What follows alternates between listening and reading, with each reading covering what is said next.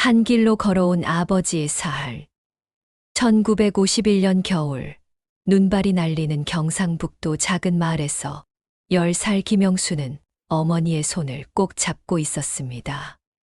한국 전쟁이 휩쓸고 간 마을에는 남자들이 거의 보이지 않았고, 아버지는 인민군에게 끌려간 후 소식이 끊긴 상태였습니다. 영수야, 이제 내가 우리 집 기둥이다라는 어머니의 말에 10살 소녀는 고개를 끄덕였습니다. 너무 무거운 짐이었지만 동생 영희가 울음을 그치고 자신을 올려다보는 모습에 가슴이 먹먹해졌습니다. 그때 저는 정말 어렸습니다. 하지만 가족을 책임져야 한다는 생각만으로 하루하루를 버텼습니다. 매일 새벽부터 산에 올라가서 나무를 해다가 시장에 내다 팔았습니다.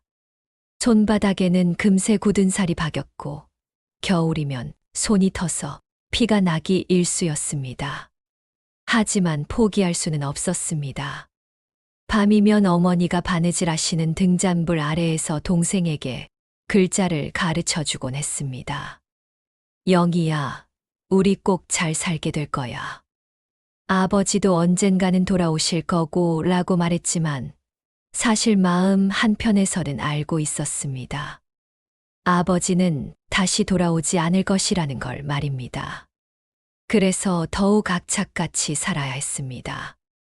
농사일도 거들고 이웃집 심부름도 하며 푼돈이라도 벌어야 했습니다. 추운 겨울날 아침에 일어나면 방 안물동이에 얼음이 얼어있을 정도로 춥게 했습니다. 하지만 일어나서 불을 떼고 어머니와 동생을 깨워 따뜻한 미역국 한 그릇이라도 끓여드리는 게 제 하루의 시작이었습니다. 때로는 먹을 게 없어서 보리죽으로 연명하기도 했지만 희망만은 잃지 않았습니다. 언젠가는 우리 가족이 배불리 먹고 살 수 있는 날이 올 거라고 믿었거든요. 1962년 봄, 20살이 된 김영수는 보따리 하나에 삶을 담은 채 기차역에서 어머니와 작별 인사를 나누고 있었습니다. 어머니, 제가 서울 가서 돈 벌어서 꼭 모셔올게요 라는 그의 말에 어머니는 그래, 몸 건강히 지내거라. 편지 자주 써라고 당부했습니다. 기차 안에서 창밖으로 스쳐가는 고향 풍경을 바라보며 영수는 언젠가는 떳떳하게 고향에 돌아가리라 다짐했습니다. 그때 서울에 처음 올라왔을 때의 기분을 어떻게 표현해야 할까요? 무섭기도 하고 설레기도 했습니다. 청량리 판자촌의 터를 잡았는데 정말 말 그대로 판자로 대충 엮어놓은 집이었습니다. 비라도 내리면 여기저기 새어들어서 밤잠을 설쳤죠. 하지만 그게 제가 감당할 수 있는 전부였습니다. 건설 현장에서 일하기 시작했는데 처음에는 정말 힘들었습니다. 시멘트 포대를 등에 지고 계단을 오르내리는 일, 벽돌을 나르는 일, 콘크리트를 붓는 일까지. 온몸이 쑤시고 아팠지만 참았습니다. 새벽 5시에 일어나서 밤 10시까지 일하는 게 일상이었죠. 손톱 사이에는 항상 시멘트 가루가 박여 있었고 등과 어깨는 늘 결려 있었습니다. 그래도 매달 말이면 꼭 우체국을 찾았습니다. 겨우 모은 돈의 절반 이상을 고향 어머니께 붙였거든요. 저는 라면 하나와 밥 한 공기로 하루를 버티면서도 말입니다. 가끔 동네 아저씨들이 너 그렇게 살면 몸 버린다 하고 걱정해 주시기도 했지만 멈출 수가 없었습니다. 고향에 계신 어머니와 동생 생각을 하면 제가 힘든 건 아무것도 아니었거든요. 공장 일도 해봤습니다. 방직 공장에서 실을 잇는 일부터 시작해서 철공소에서 쇠붙이를 다루는 일까지 어떤 일이든 가리지 않았습니다. 밤늦게 판자집으로 돌아가는 길에는 늘 걱정이 앞섰습니다. 어머니께서 편찮으시면 어쩌나 하는 생각에 잠 못 이루는 날도 많았죠. 1965년 여름 공장에서 일하던 중 김영수는 운명의 만남을 갖게 됩니다. 같은 고향 출신인 박순자였습니다. 순자 역시 가족을 책임지기 위해 서울로 온 처지였습니다. 점심시간이면 공장 앞 가로수 그늘에서 도시락을 나눠 먹으며 이야기를 나누는 게 일상이 되었습니다. 고향 이야기, 가족 이야기, 그리고 미래에 대한 꿈까지 나누며 두 사람은 서로에게 의지가 되어 갔습니다. 순자를 만났을 때가 제 인생에서 가장 행복했던 순간 중 하나였습니다. 같은 고향이라는 것만으로도 반가웠는데 처지도 비슷하고 생각하는 것도 비슷해서 금방 마음이 통했습니다. 처음엔 그저 친구처럼 지냈는데 시간이 지나면서 서로에게 특별한 감정을 갖게 되더라고요. 영수 씨, 우리 언젠가는 아이들 굶기지 않고 살 수 있겠죠? 라고 순자가 물었을 때, 그럼요. 꼭 그렇게 만들 거예요. 라고 대답했던 기억이 아직도 생생합니다. 그때 우리 둘 다 간절했거든요. 우리가 겪었던 가난만큼은 우리 아이들에게는 물려주고 싶지 않다는 마음이 똑같았습니다. 1967년 봄에 결혼했습니다. 화려한 결혼식은 꿈도 꿀 수 없었죠. 삼평 남짓한 단칸방에서 공장 동료 몇 명만 불러서 소박하게 치렀습니다. 하객도 별로 없었고 예단이나 혼수도 변변치 않았지만 저희에게는 세상에서 가장 소중한 날이었습니다. 신혼집 살림이라고는 이불 하나, 밥상 하나, 라디오 하나가 전부였습니다. 그래도 행복했습니다. 퇴근하고 집에 돌아가면 순자가 웃으면서 맞아주는 것만으로도 하루의 피로가 다 풀렸거든요. 여보, 우리 아이가 생겼을 때는 절대 굶기지 말아요. 라고 순자가 말했을 때 저는 그녀의 손을 꼭 잡고 약속했습니다. 그 약속은 제가 평생 지켜나갈 맹세가 되었습니다. 1972년 김영수는 두 아이의 아버지가 되었습니다. 큰딸 미영이와 아들 현수였습니다. 아이들이 하나씩 늘어날 때마다 영수의 하루는 더욱 바빠졌습니다. 새벽 5시에 건설 현장으로 출근해서 오후 6시에 집에 돌아와 간단히 저녁을 먹고 밤 10시부터 새벽 2시까지는 버스 차고지에서 청소 일을 했습니다. 하루 평균 3시간 남짓 잠을 자는 생활이 계속되었습니다. 아이들이 생기고 나서는 정말 잠들 시간이 없었습니다. 낮에는 건설 현장에서 일하고 밤에는 버스 차고지 청소를 했으니까요. 왜 그렇게 무리를 했냐고요? 글쎄요. 그때는 그게 당연하다고 생각했습니다. 아이들을 제대로 키우려면 돈이 필요했거든요. 아빠, 왜 이렇게 늦게 들어와요? 라고 큰딸 미영이가 물으면 미영이가 학교에서 공부 열심히 하려면 아빠가 열심히 일해야지라고 대답했습니다. 그러면 미영이는 고개를 끄덕이며 아빠 힘내세요라고 말해주곤 했죠. 그 말 한마디가 저에게는 큰 힘이 되었습니다. 손바닥은 굳은 살 투성이가 되고 허리는 늘 아팠습니다. 겨울이면 찬바람에 얼굴이 트고 여름이면 뜨거운 아스팔트 위에서 구슬땀을 흘렸습니다. 그래도 아이들 학비만은 절대 밀리지 않았습니다. 저는 학교 문턱도 제대로 밟아보지 못했지만 아이들만큼은 다르게 키우고 싶었거든요. 가끔 너무 피곤해서 현장에서 꾸벅꾸벅 졸기도 했습니다. 그럼 반장님이 김씨, 밤에 뭐 하느라 그러나라고 물어보셨죠. 창피해서 대답 못하고 그냥 죄송하다고만 했습니다. 하지만 아이들 책가방에 새 연필이 들어있는 걸 보면 모든 게 보람으로 느껴졌습니다. 공부해라, 공부만이 살 길이다라는 게 제 유일한 철학이었으니까요. 1978년 겨울, 김영순의 집에 드디어 흑백 텔레비전이 들어왔습니다. 중고로 산 것이었지만 아이들에게는 온 세상을 보여주는 마법의 상자였습니다.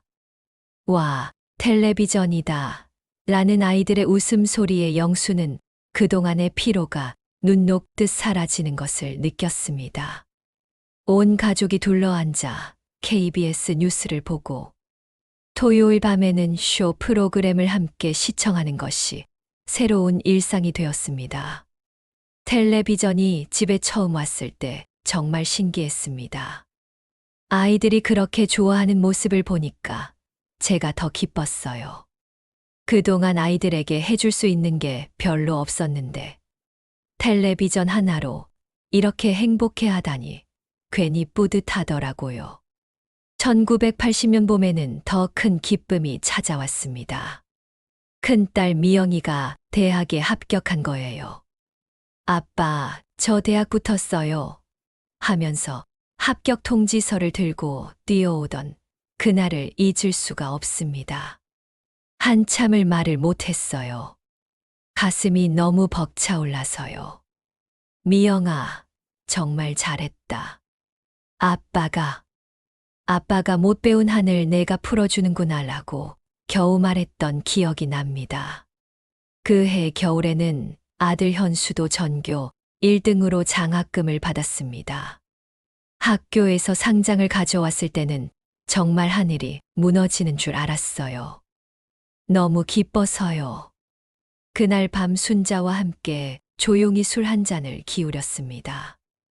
여보, 우리 잘 키웠네요 라고 순자가 말했을 때 당신이 고생한 보람이 있어요 라고 대답했죠.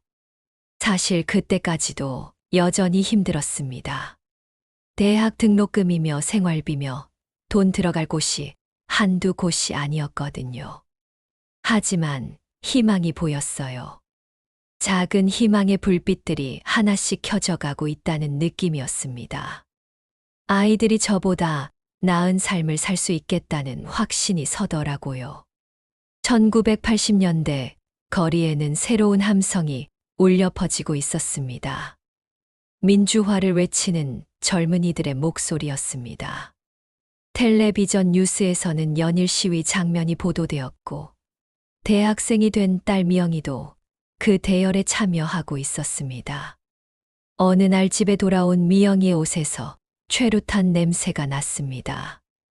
미영아, 위험한 곳에 나가지 말라는 아버지의 걱정에 미영이는 아빠, 우리가 나서지 않으면 누가 나설 거예요. 더 좋은 세상을 만들어야 해요. 라고 대답했습니다. 그때는 정말 이해할 수가 없었습니다. 평생 일터에서만 살아온 저에게 정치는 너무 먼 이야기였거든요. 그냥 열심히 일해서 가족 먹여 살리면 되는 거 아닌가 생각했는데 딸아이는 뭔가 다른 걸 추구하더라고요. 1987년 6월에는 거리가 그 어느 때보다 뜨거웠습니다. 퇴근길에 광화문 앞을 지나가다가 수만 명이 모인 집회를 목격했어요. 대통령 직선제, 독재 타도라고 외치는 젊은이들의 목소리가 하늘을 뒤흔들었습니다. 그 순간 뭔가 깨달았어요. 제가 묵묵히 살아온 이 땅에서 새로운 역사가 쓰여지고 있다는 걸 말입니다. 집에 돌아와서 미영이에게 말했습니다. 미영아, 조심해서 다녀라. 아빠는 너희를 믿는다고요. 처음으로 딸의 선택을 응원한 거였어요. 제가 살아온 방식과는 다르지만 그 아이들이 추구하는 게 틀린 건 아니라는 생각이 들더라고요. 사실 무서웠습니다. 딸이 다칠까봐 걱정도 많이 했고요. 하지만 그 반짝이는 눈빛을 보니까 막을 수가 없었어요. 저는 그냥 조용히 일만 하며 살아왔지만 새로운 세대는 다른 방식으로 세상을 바꿔나가고 있구나 하는 생각이 들었습니다. 그래서 믿고 지켜보기로 했어요. 1992년 김영순의 드디어 아파트 입주 통지서가 날아왔습니다. 15평짜리 작은 아파트였지만 그들에게는 꿈의 궁전이었습니다. 여보, 우리도 이제 아파트에 살게 됐네요. 라고 순자가 말했을 때 기쁨은 말로 표현할 수 없었습니다. 이사하는 날 20년 넘게 모아온 살림이라고는 장롱 하나, 밥상 하나, 텔레비전과 라디오가 전부였지만 새 집에는 수도꼭지만 틀면 물이 나오고 전기 스위치만 누르면 환하게 불이 켜졌습니다. 아파트에 처음 들어갔을 때의 기분을 어떻게 설명해야 할까요? 정말 꿈만 같았습니다. 수도꼭지를 틀면 바로 물이 나오고 전기 스위치만 누르면 환하게 불이 켜지고 무엇보다 화장실이 집 안에 있다는 게 신기했어요. 30년 가까이 공동 화장실을 써왔는데 말이에요. 아빠, 냉장고도 사요. 전화기도 놔요. 라고 아이들이 조를 때 웃었습니다. 이제는 그 정도는 해줄 수 있었거든요. 건설 현장에서 반장이 되어서 월급이 많이 올랐고 밤일도 그만둘 수 있었어요.